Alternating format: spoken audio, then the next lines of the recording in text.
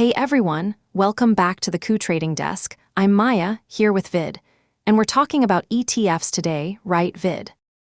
Yeah, so here's the thing, Maya, ETFs are super popular, especially among beginners, and I think it's because they're kind of like a box of chocolates, a mix of lots of different things. Haha, a box of chocolates. I love that, but seriously, what even is an ETF, Vid? Okay, picture this, you're at a coffee shop and you want to buy a little piece of the whole coffee shop, not just one cup of coffee, right? An ETF is like that. It's a way to buy a tiny piece of a whole bunch of different stocks or bonds all at once. Wait, so it's like a mutual fund, but how does that actually work, Vid?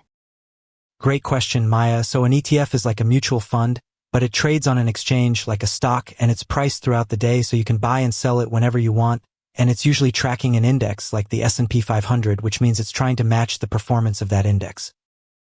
Okay, so it's like a copycat. It's trying to be like the S&P 500, got it. But what's the point of that, Vid?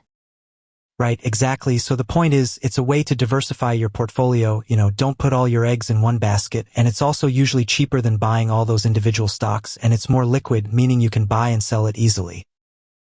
That makes sense. So what's happening right now, Vid? I see the VIX is at 16.78. What does that even mean? Okay, so the VIX is like a fear gauge. It's measuring how much volatility or uncertainty there is in the market, and right now it's pretty low, which means people are feeling pretty calm, but we also have the US-Iran peace talks delayed, and that's causing some uncertainty. Oh man, that's a lot to take in. So what happens next, Vid? Do you think the S&P 500 is going to gain 30% this year? Ha, exactly, that's the million-dollar question, Maya. So if the US-Iran peace talks do happen and oil prices go down, that could be a big boost to the economy, and the S&P 500 could go up. But if the talks fail and oil prices go up, that could be a big problem, and the S&P 500 could go down. And then there's the Fed, which is being pretty hawkish, meaning they're not going to cut interest rates anytime soon. Okay, so it's like a big game of if then, Vid. If this happens, then that might happen. But what's the probability of all this, Vid? Yeah, so here's the thing, Maya. I'd say there's a 60% chance the S&P 500 goes up this year, a 20% chance it goes down, and a 20% chance it just stays flat, but that's just a rough estimate, and it's all based on general trends, not specific stocks or portfolios. Right, got it. So what's the bottom line, Vid?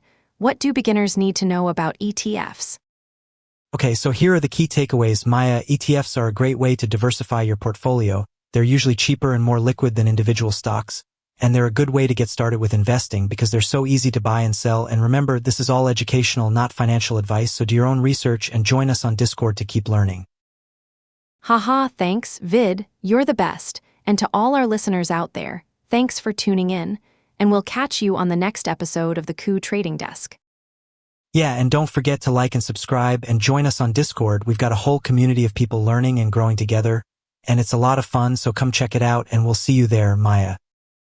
Sounds good to me, Vid. Bye for now. Bye, Maya.